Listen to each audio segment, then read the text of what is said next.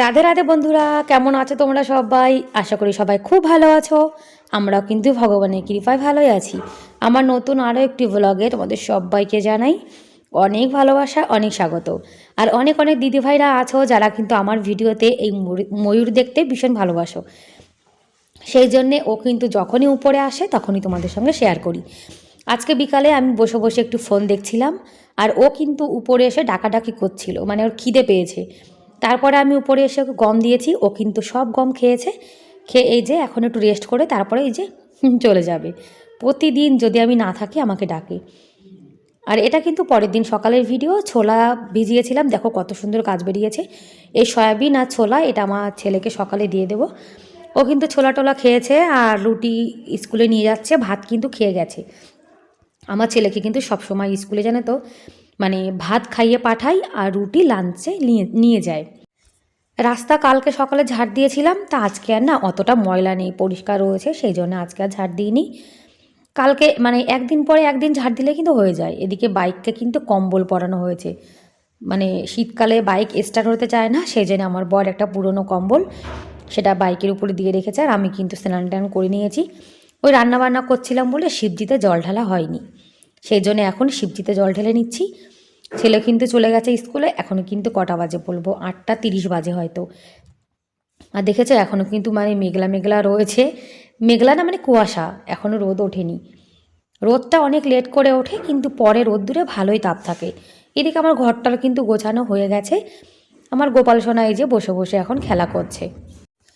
সকালে আজকে করব, সকালে তো না দুপুরের জন্য ফুলকপি আলুর ঝোল, আর করব মুগের ডাল দুপুরের জন্য। আর সকালে আজকে আলু মটর গাজর দিয়ে একটা সবজি করেছি, সেটা দিয়ে অল্প কটা ভাত ছেলে খেয়ে গেছে, আর রুটি লাঞ্চে নিয়ে গেছে ওই সবজিটার সঙ্গে। আর এই যে রান্নাবান্না হচ্ছে এটা কিন্তু দুপুরের জন্য। আটা মাখানো রয়েছে, যখন আমরা খাবো তখন আবার গরম গরম বানিয়ে নেব।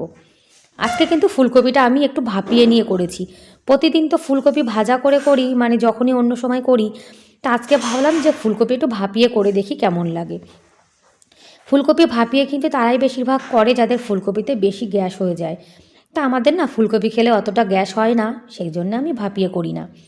তা মাঝে মাঝে একটু কিন্তু অন্যরকম স্টাইলে রান্না করা ভালো। এক পাশে ফুলকপি আলু বসিয়েছি, আর এক পাশে কিন্তু মুগের ডাল বসিয়েছি।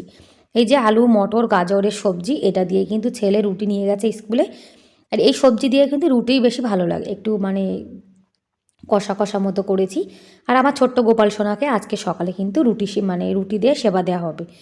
আর এই যে ফুলকপি তারপরে মুগের ডাল করছি, এটা কিন্তু দুপুরের জন্য। কারেন্ট নেই তো সেই জন্য রান্নাবান্না গ্যাসেই করে নিচ্ছি।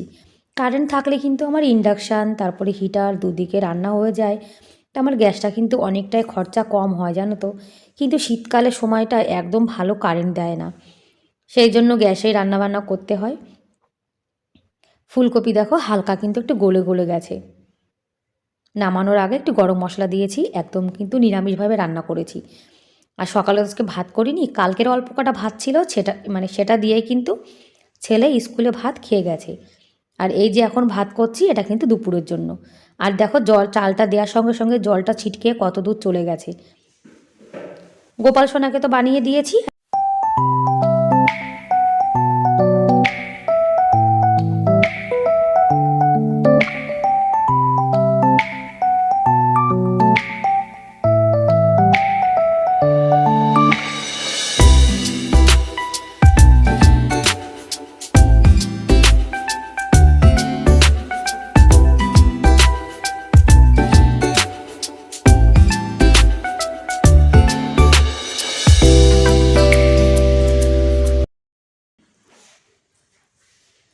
আর বন্ধুরা, তোমরা এখনও পর্যন্ত যারা ভিডিওটি দেখছো, তোমাদের আজকের ভিডিওটি কেমন লাগলো কমেন্ট করে কিন্তু অবশ্যই জানিও।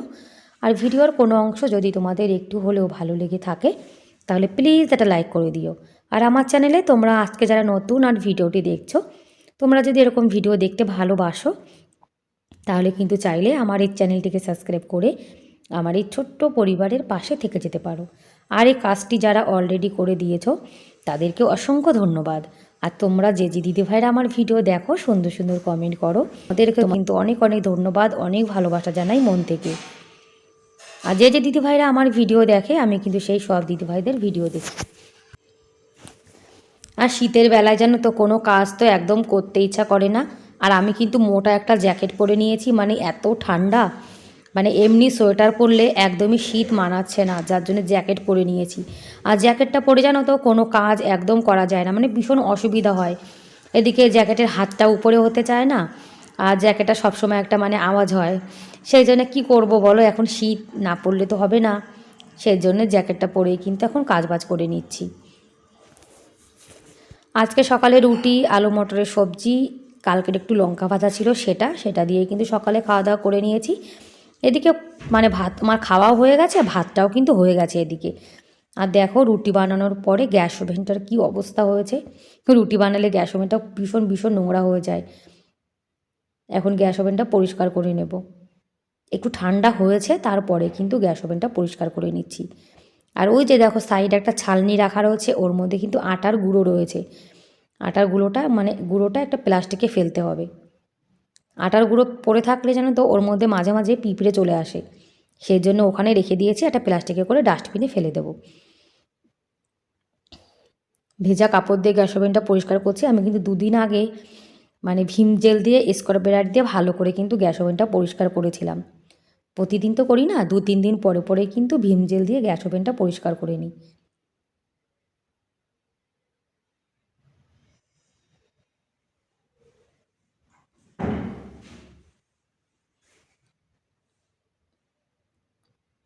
জ্যাকেট পরে কাজ করতে তো ভীষণ অসুবিধা হয়। আর দেখেছো টুপি পরে রয়েছি, আমি কিন্তু ঘুম থেকে উঠে সেই যে টুপি পরি আর রাত্রিরে ঘুমাতে যাওয়ার আগে টুপি খুলি, তাছাড়া সারা দিন আমি টুপি খুলি না, জানো তো এত শীত করে।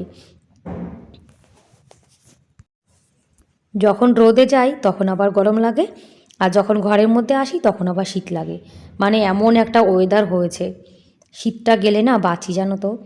আর আমার তো মনে হচ্ছে এই পুরো জানুয়ারি মাসটা শীত থাকবে। আমার হালকা শীত ভালো লাগে, বেশি শীত একদম ভালো লাগে না। বেশি শীত হলে বাসন মাজতে রান্না করতে না ভীষণ কষ্ট হয়। আর এদিকে দেখো ছাদের পরে কত সুন্দর রোদ্দুর উঠেছে। আর এখন কিন্তু ছাদের পরে চলে এসছে, আর আমার গোপাল সোনাকে কিন্তু ছাদের পরে নিয়ে এসেছি একটু রোদ দেখাতে। আর আমাদের ঘরের সামনে একটুখানি নিম গাছ আছে, সেটাই তোমাদের সঙ্গে শেয়ার করলাম। ব্যাস বন্ধুরা, তাহলে আজকের মতো এ পর্যন্তই, দেখা হবে পরের ভিডিওতে। Bye bye.